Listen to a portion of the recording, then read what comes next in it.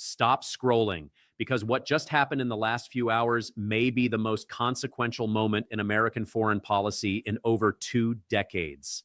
And I'm not saying that for clicks. The United States of America and Israel have launched a joint military operation against Iran. This is not a drill. This is not speculation. This has been confirmed by AP News, CNN, the BBC, CBS, Al Jazeera, and the White House itself. President Donald Trump has officially announced, and I'm quoting him directly, major combat operations in Iran. Those are his words, not mine. I want you to stay with me through this entire video because I'm going to break down everything. What happened, why it happened, whether it was even legal, what Iran did in retaliation, what Congress is saying, and most importantly, what this all means for you, for America, and for the entire world. If you want the truth without the spin, stay right here. Let's get into it. Let's start from the beginning because you deserve to understand the full picture. On the night of February 27th into the early morning hours of February 28th, 2026, Israel and the United States launched a massive coordinated military strike on Iran.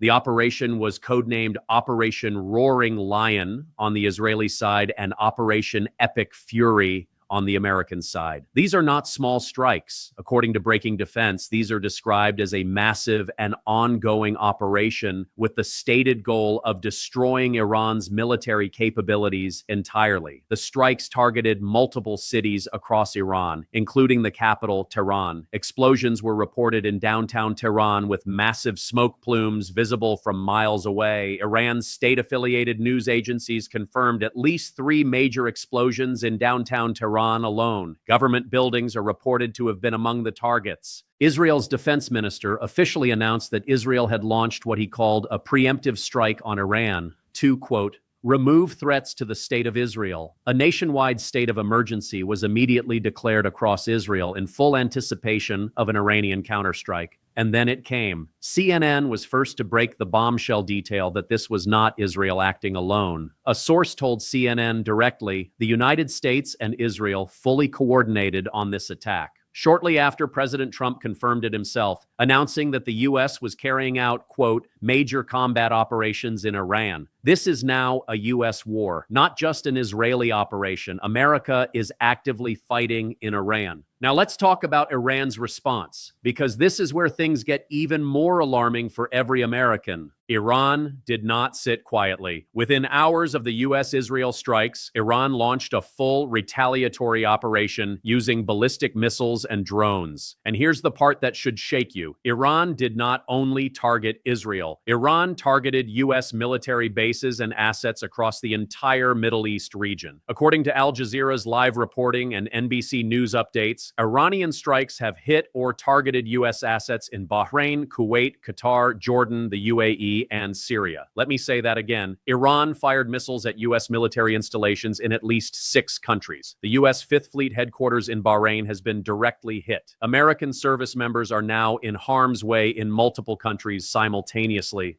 This is not a limited conflict. This has the potential to become a full-scale regional war, and it is escalating by the hour. France has already called for an emergency UN Security Council meeting. Euronews is reporting that several U.S. allies have expressed serious concern, while Arab nations hosting U.S. bases are now desperately trying to balance diplomacy with self-defense. The world is on edge, and Americans who are serving overseas right now, they are in danger. Now I need to talk about something that I think every single American voter deserves to hear out loud. Donald Trump ran for president twice on a very specific message: America first. No more foreign wars. No more sending American kids to die overseas. He and his allies said openly, repeatedly, that if Kamala Harris had won the election, she would drag America into war. They called her dangerous. They called her a warmonger. And yet, here we are. Not under Kamala Harris, under Donald Trump. America is now in a war with Iran. Let's go further back. In 2018, during his first term, Donald Trump unilaterally withdrew the United States from the Iran nuclear deal, the JCPOA, the Joint Comprehensive Plan of Action.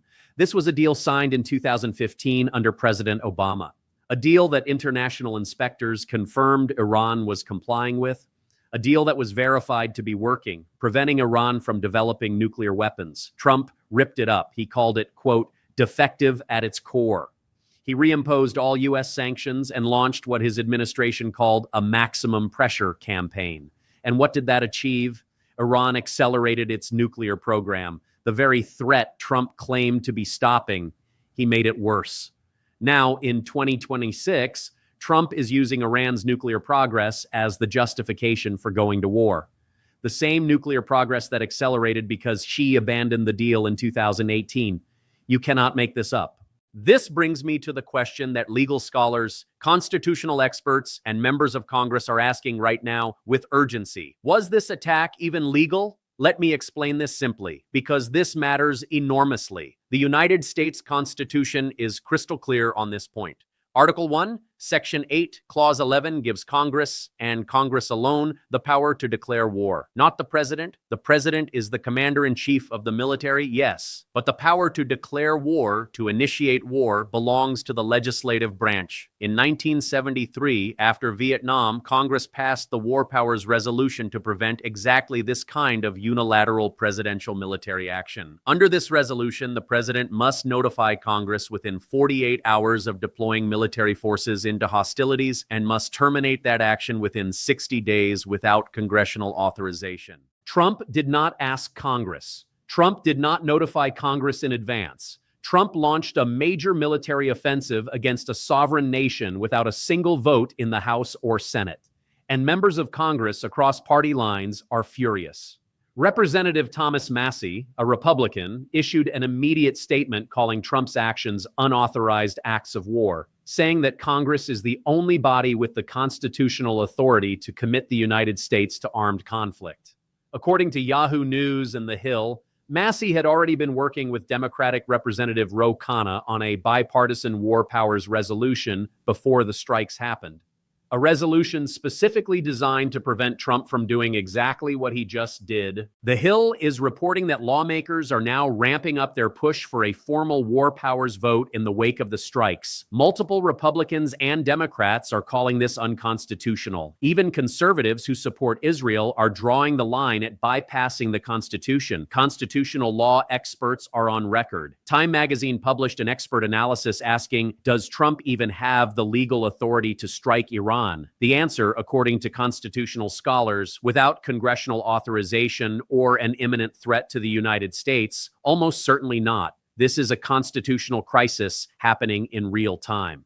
So if most Americans don't want this war, if it's legally questionable, if it makes America less safe, not more, why is it happening? Let's look at 3 theories that serious analysts are actually discussing. The first theory, Netanyahu's political survival. This is not a conspiracy theory. This is documented fact. Benjamin Netanyahu is currently under multiple indictments in Israel for corruption, fraud, and breach of trust. The International Criminal Court has issued an arrest warrant for him related to alleged war crimes in Gaza. Under Israeli law, if Netanyahu loses power, if he is no longer a wartime prime minister leading the nation through an active conflict, his legal protections effectively disappear, and he faces the real prospect of criminal prosecution. In other words, as long as there is a war, Netanyahu stays in power. As long as he stays in power, he avoids trial. Every day of war is another day out of the courtroom. That is a documented, verifiable political reality. The New York Times editorial board has called Trump's approach to Iran reckless. The Chatham House think tank, one of the world's most respected foreign policy institutions, published an early analysis of these strikes, and it does not paint a flattering picture for the administration's case. The second theory, the Epstein distraction. This one is generating enormous traction online and for understandable reasons. In recent weeks, the Epstein files have been partially released. They have implicated powerful people. Hillary Clinton has been testifying in the Epstein investigation. The political pressure on Trump and his allies from the Epstein revelations has been building steadily. Now, suddenly,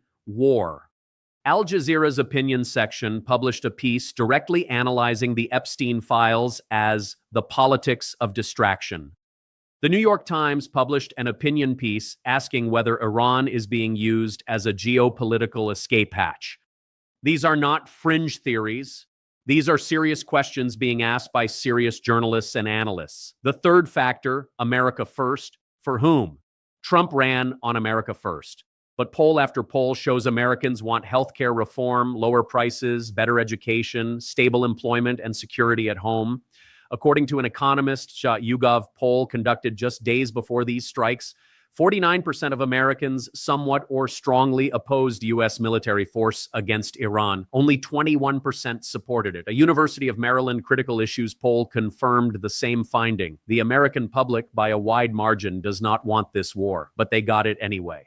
Let me take a moment to address the international law dimension of this attack, because this is being deliberately glossed over in mainstream coverage. Under international law, there are two recognized categories of military strikes that can be considered justified without a formal declaration of war. The first is a preemptive strike, an attack designed to stop an imminent, verified, credible attack that is about to happen. International law and centuries of military tradition recognize this as defensible. If someone is literally about to shoot you, you don't have to wait to get shot first. The second category is a preventative attack, an attack based on a potential future threat that is real but not imminent. Scholars of international law, including those cited in major media coverage this week, have consistently held that preventative attacks are illegal under international law. What we are seeing with Iran falls squarely into the second category. There is no verified intelligence,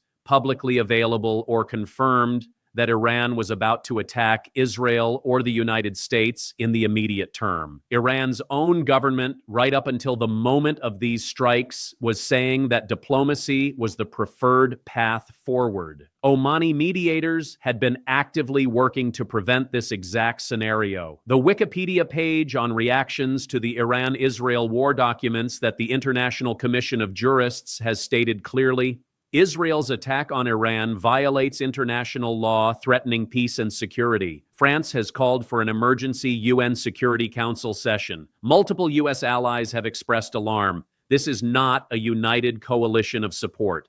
This is the U.S. and Israel acting against the explicit wishes of most of the international community, and potentially in violation of both the UN Charter and the U.S. Constitution simultaneously. So where does this go from here? What are the realistic scenarios? Let me walk you through them honestly, without hype. Scenario 1, limited conflict with negotiated de-escalation.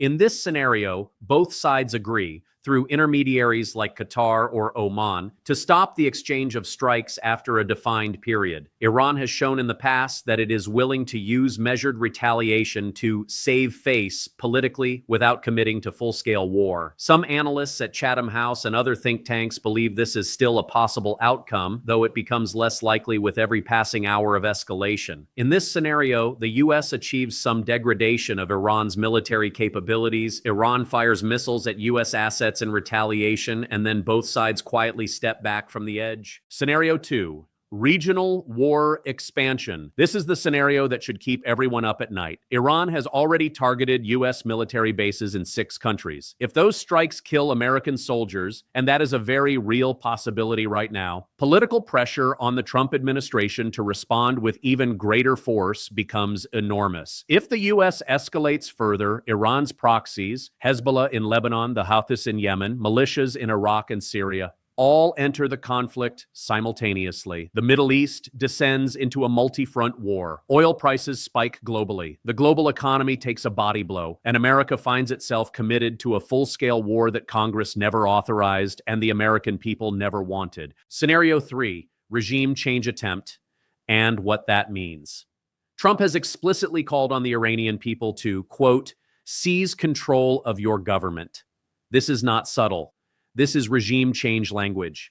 The U.S. and Israel appear to be targeting not just military assets, but the foundations of the Iranian state itself. History should give us profound pause here. The U.S. attempted regime change in Iraq in 2003, calling it Operation Iraqi Freedom. What followed was nearly 2 decades of chaos, instability, and the rise of ISIS. If the goal here is to collapse the Iranian government, the question is not just whether it will succeed, but what comes after. A destabilized Iran with a nuclear program could be far more dangerous than a contained Iran with a deal in place. So if you're sitting here asking, what can I actually do? I hear you, and I want to give you real answers. First, stay informed.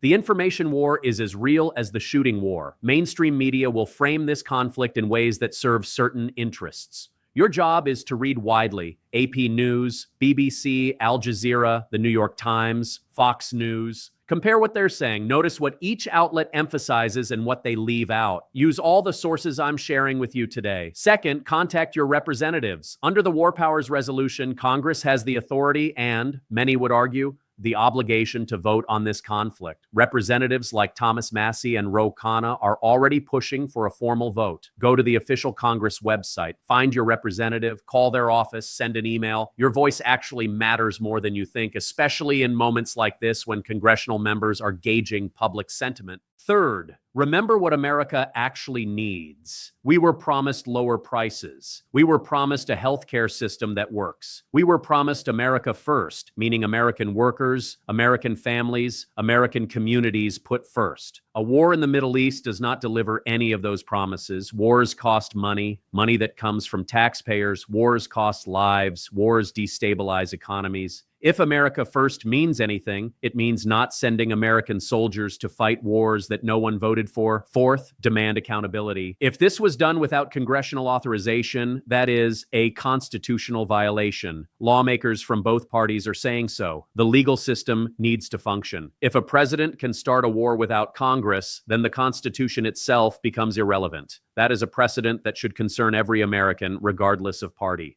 Let me leave you with this thought. The United States of America was founded on a document, a constitution, that was specifically designed to prevent any single person from having too much power. The founders gave Congress the power to declare war because they knew, from their own experience with tyrannical kings, what happens when one person controls both the army and the decision to use it. What we are witnessing right now is a stress test of that constitution, and the outcome of that test will define what kind of country America is, not just today, but for decades to come. Donald Trump promised peace. He said his opponents would start wars and that he would stop them. Those words are now incontrovertibly false. Not because I say so, because history says so, because the missiles say so, because the smoke rising over Tehran says so. I am not here to tell you what to think. I am here to make sure you have the facts, all of them, so that you can think, so that you can make informed decisions, so that you can hold the right people accountable. This is not a Democrat issue or a Republican issue. This is an American issue. This is a constitutional issue. This is a humanity issue. If you believe that the American people deserve the truth, hit that like button. If you want to be the first to know as this situation continues to develop, subscribe and hit the notification bell. I will be here every step of the way, bringing you verified, sourced, honest coverage. And if you're watching this from somewhere in the Middle East tonight, I hope you and your family are safe. I'll see you in the next one.